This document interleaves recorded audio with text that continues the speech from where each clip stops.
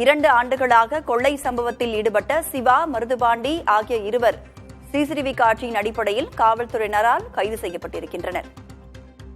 சத்தம் கேட்கக்கூடாது என்பதற்காக காலணியை கழற்றிவிட்டு அந்த கொள்ளை சம்பவத்தில் 2 பேர் ஈடுபட்டிருக்கின்றனர். சிசிடிவி காட்சியின் அடிப்படையில் காவல்துறையினர் கைது செய்திருக்கிறார்கள்.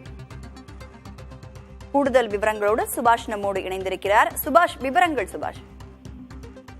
மதுரை திருப்பரங்குன்றம் பகுதிக்கு உட்பட்ட நாகமலை புதுக்கோட்டை பகுதிகளில் வீட்டில் இல்லாத ஆள் இல்லாத வீடுகளில் நோட்டமிட்டு கொள்ளை சம்பவத்தில் ஈடுபட்டுள்ளன. இதில் பல லட்சம் மதிப்பிலான தங்க நகை உள்ளிட்ட வெள்ளி பொருட்கள் களவானதாக நாகமலை புதுக்கோட்டை மற்றும் காவல் நிலையங்களில் தொடர்ச்சியாக வழக்கு பதிவானது செய்யப்பட்டு வந்தது. இந்த நிலையில் தொடர்ச்சியாக இந்த பகுதிகளில் இருக்கவங்கள சிசிடிவி காட்சிகள் அடிப்படையில் போலீசார் ஆய்வு மேற்கொண்டு பல்வேறு குற்றவாளிகளை பிடித்து விசாரணை மேற்கொண்டு வந்தனர்.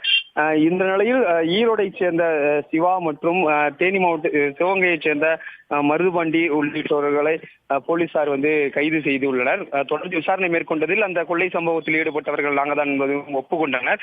தொடர்ந்து அவர் இருவரிலுமே சமயநல்லூர் போலீசார் நீதிமன்றத்தில் ஆஜர்படுத்தி தற்போது தேனி சிறையில் அடைக்கப்பட்டிருக்கின்றனர்.